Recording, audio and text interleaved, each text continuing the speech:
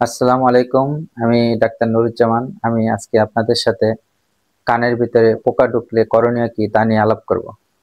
আমাদের সবারই কম বেশি অভিজ্ঞতা আছে যে কানের ভিতরে পোকা ঢোকা। অ- অনেক সময় অ্যাক্সিডেন্টালি অথবা অসাবধানতাবশত আমাদের কানের ভিতরে পিঁপড়া, মশা, মাছি, তেলাপোকা, তারপরে চেলা কানের ভিতরে ঢুকে যায় এবং এগুলো কানের ভিতরে ঢুকে প্রচুর শব্দ করে, ব্যথা করে এবং আমরা প্রচুর ভয় পাই। কানের ভিতরে পোকা ঢুকলে আমাদের করণীয় কি? প্রথম হচ্ছে আমাদের বাসায় যে তেল আছে, বিশেষ করে অলিভ অয়েল তেল অথবা নারকেল তেল অথবা সরিষার তেল, এগুলো থাকলে আমাদের যে কানে পোকা ঢুকছে ওই কানে তেল দিব, দিয়ে আমাদের ওই কানটা উপরের দিকে রেখে 2 থেকে 5 মিনিট ওয়েট করব। যখন দেখবো যে পোকার নড়াচড়া বন্ধ হয়ে গেছে, তখন আমরা বুঝবো যে পোকা সাফোকেশন বা দম বন্ধ হয়ে মারা গেছে।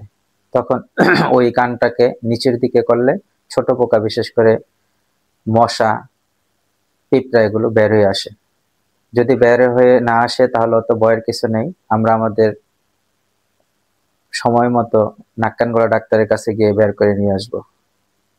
কিন্তু যদি কানের ভিতরে পোকা ঢুকে, রক্ত আসে অথবা আগে কানে ইনফেকশন ছিল, তাহলে অবশ্যই আমরা নাক কান গলা ডাক্তারের পরামর্শ নিব। কাজেই পোকা ঢুকলে আতঙ্কিত না হয়ে সঠিক সময় সঠিক চিকিৎসা করলে ভয়ের কিছু নাই। সবাই ভালো থাকবেন, সুস্থ থাকবেন। ধন্যবাদ।